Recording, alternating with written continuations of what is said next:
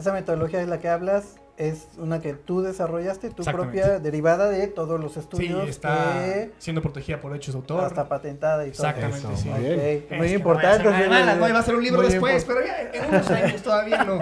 Pero Muy- esa es la razón por la que enseñé a hablar. Primero porque quería hablar y luego porque me di cuenta que como lo hacía, me abría oportunidades. En la universidad me abría oportunidades. Todos tuvimos que pasar a exponer alguna vez. Sí, claro. Pero qué flojera ya el compañerito viendo la presentación.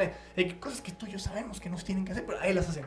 Cuando tú pasabas y lo hacías un poquito mejor, llamabas la atención.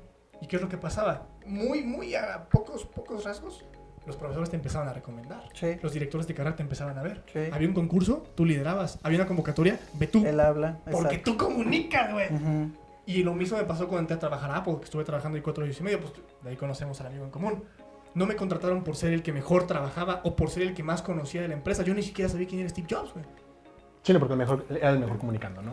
Era el mejor, para querer aprender. Todos querían llegar a enseñar, yo quería llegar a aprender. Y porque pude comunicar las habilidades que tenía. No por ser el que más conocía. Ese fue mi diferenciador. Fíjate, lo que se me hace bien chistoso es, hace poquito estaba dando una conferencia en una universidad y al final se acerca una persona y me dice, oye, Santiago, es que, ¿cómo le hago? Es que quiero dar conferencias. ¿Cómo le hago?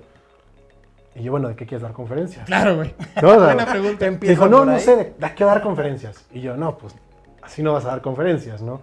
Y digo, sí entiendo que las conferencias, en algún momento tuvimos ahí un debate tú y yo muy interesante, acompañado de unos tacos, sobre la forma y sí, el cierto. fondo, sobre la forma y el fondo. Claro, sí.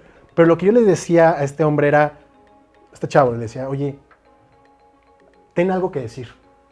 Y cuando tengas algo que decir y sepas tanto de ese tema, casi sientes la obligación de quererlo compartir. Tienes que ¿no? compartir, es correcto. Le pegaste al gordo. O sea, antes de querer hablar, tienes que tener algo que decir. Exacto. Sí o sí.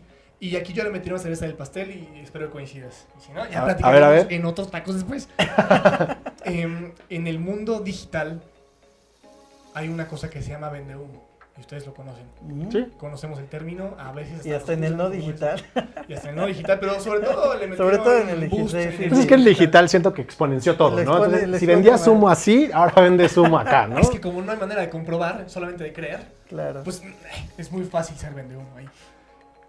Cuando algo te pasa, cuando tienes experiencias de vida y sacas conclusiones de esas experiencias, eso es tu versión de la realidad. Ese es, vamos a llamarlo así, entre comillas, tu verdad. No es que sea mentira, solo está sesgada.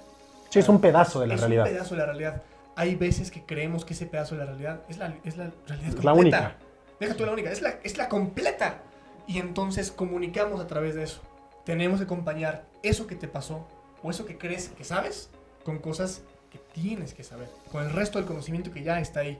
Y una vez que juntas eso que es muy a grandes rasgos, del lado emocional, tu experiencia, con el racional, que es lo que existe, Ujú. cuando llegas a la misma conclusión, ahí yo diría que tienes el derecho de comunicar, porque no estás sesgando a la gente. Deja tú, yo lo hago sin querer, estoy comunicando y no sé si lo estoy haciendo bien o no. Tenemos no un derecho para hablar, tenemos una responsabilidad, porque la gente que se deja influir por gente que tiene la habilidad para hablar es muchísima, y normalmente el que comunica no se hace responsable de lo que comunica.